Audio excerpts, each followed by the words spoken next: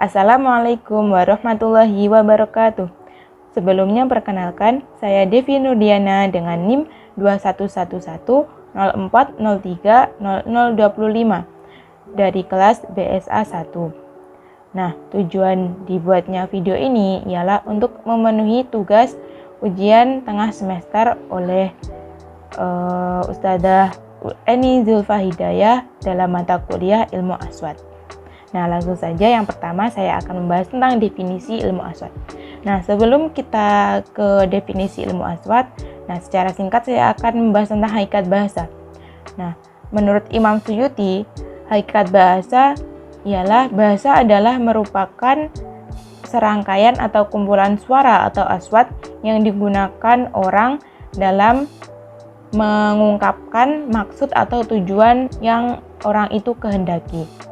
Nah, dalam definisi tersebut pun kita ketahui ada dua unsur keterampilan, yaitu yang pertama bahasa sebagai tutur kata yang didengar atau listen, dan yang kedua yang diucap, spoken. Nah, selanjutnya pada definisi ilmu aswad atau ilmu bunyi. Ilmu bunyi sendiri merupakan cabang-cabang dari ilmu linguistik atau ilmu bahasa. Meskipun pada kenyataannya ilmu ini tidak hanya memposisikan pada bunyi, karena ilmu ini yang sangat luas dan mencakup banyak cabang yang berbeda dan kontradiksi dari segi tujuan, cakupan, dan metode. Nah, istilah ilmu bunyi atau fonologi sendiri berasal dari bahasa Yunani, yaitu fon. Fonologi dari kata fon dan logos. Fon sendiri memiliki arti bunyi dan logos ilmu. Jadi secara harfiah fonologi itu adalah ilmu bunyi yang merupakan bagian ilmu dari bahasa yang membahas atau mempelajari tentang bunyi. Nah, selanjutnya yaitu sejarah fonologi dan objek kajian fonologi. Fonologi dalam bidang sejarah dapat dikategorikan ilmu yang lama sekaligus ilmu yang baru. Dianggap sebagai ilmu yang baru dikarenakan fonologi sebagai sebuah disiplin ilmu yang mandiri, tumbuh dan berkembang pada abad ke-19 setelah era kebangkitan strukturalisme Eropa yang dipelopori oleh Ferdinand de Saussure. Nah, Ferdinand de Saussure ini dianggap sebagai bapak linguistik modern berdasarkan pandangan-pandangan yang dimuat dalam bukunya Cours de Linguistique Générale yang disusun dan diterbitkan oleh Charles Bailly dan Albert Schweitzer tahun 1915 atau 2 tahun setelah Ferdinand de Saussure meninggal. Buku yang diterbitkan itu berdasarkan catatan kuliah selama Ferdinand de Saussure mengajar di Universitas Jenewa, Swiss tahun 1906 sampai 1911.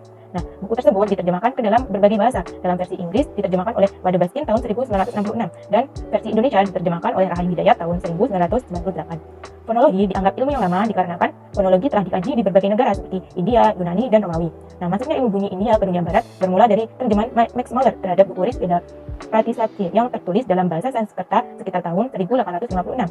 Nah, di Yunani, ilmu bunyi dianggap sebagai dari ilmu atau sebagian dari ilmu tata bahasa yang berhubungan erat dengan derivasi atau turunan kata, etimologi asal kata, semantik atau arti kata, dan penuturan kata pada kalimat.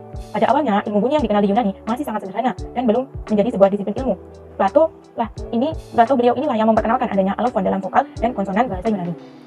Nah, ilmuwan yang pertama menggunakan istilah fonetik atau salah satu cabang ilmu fonologi fonetik yaitu ilmuwan Prancis G. Zoga dalam penelitiannya tentang huruf hieroglif atau huruf yang digunakan warga Mesir kuno dalam menuliskan bahasa mereka, yang diadakan pada tahun 1797. Kemudian disusul oleh Champollion pada tahun 1822 dalam penelitiannya tentang fonetik hieroglif dan diteruskan lagi oleh Kirby pada tahun 1826. Nah, dan pada tahun 1841, R.G. Latham menggunakan istilah bunyi sebagai cabang ilmu fisika yang khusus berkenaan dengan bunyi fonetik akustik yang mengkaji bunyi menurut sifat-sifatnya sebagai getaran udara dengan memandang bunyi bahasa sebagai gelombang bunyi.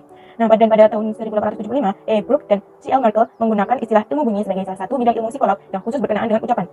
Dan pada tahun 1881, Sievers menggunakan istilah ilmu bunyi dengan maksud ilmu tentang bunyi bahasa, seperti pengertian yang sekarang kita kenal ini di zaman ini. Nah, jauh sebelum ilmuwan Prancis G. Zoga meneliti pada tahun abad kedua Hijriah, fonologi telah memiliki akar historis yang kuat di tanah Arab, tepatnya sejak Al-Quran diturunkan. Dalam lembar sejarah ilmu-ilmu yang berkembang di dunia Islam di periode awal, fonologi memiliki posisi yang sangat vital dan penting dalam menjaga kemurnian bacaan Al-Quran agar terhindar dari distorsi, baik bacaan maupun makna. Di antara upaya yang mereka lakukan adalah mendeskripsikan makhraj dan sifat bunyi-bunyi Al-Quran dengan sangat detail, melebihi dari deskripsi yang dilakukan ilmuwan lain sampai sekarang. Nah, ilmu bunyi Al-Quran tersebut mereka populerkan dengan nama ilmu tajwid dan ilmu qiraat. Ilmu tajwid dan ilmu qiraat termasuk ilmu yang pertama lahir setelah lahirnya Islam, ketika Abu Ubaid Qasim bin Salam dengan bukunya yang berjudul Al-Qiraat kemudian disusul oleh Musa bin Abdullah bin Yahya al-Hakani dengan meluncurkan kumpulan syairnya yang diberi nama dengan Qasidah al-Hakaniyah yang berisikan bunyi-bunyi Al-Quran. Kemudian lagi dengan Khalil bin Ahmad al-Farahidi yang telah menyusun sebuah kamus dengan menggunakan sistem bunyi atau nizam as-saut bahasa Arab berjudul Al-Ain, yang entry-nya disusun berdasarkan makhraj bunyi yang terjauh di tenggorokan sampai yang terdekat pada organ mulut dan sekitarnya. Upaya Khalil bin Ahmad al-Farahidi ini dilanjutkan dan dikembangkan oleh muridnya Sibawayh dengan menyusun sebuah buku dengan nama Al-Kitab yang terdiri dari 4 jilid, dan dalam jilid keempat beliau memuat bab khusus tentang bunyi dan membuat namanya dengan bab Al-Idgham. Menurutnya, huruf Arab itu berjumlah 29 dan kadang sampai berjumlah 35 jika didasarkan pada bacaan Al-Quran dan syair, dan bahkan mencapai 45 jika didasarkan pada huruf yang jarang digunakan oleh orang Arab. Selanjutnya yaitu objek kajian fonologi. Yang pertama yaitu bunyi bahasa atau font yang disebut tata bunyi atau fonetik, dan yang kedua mengkaji fonem yang disebut tata fonem atau fonemik.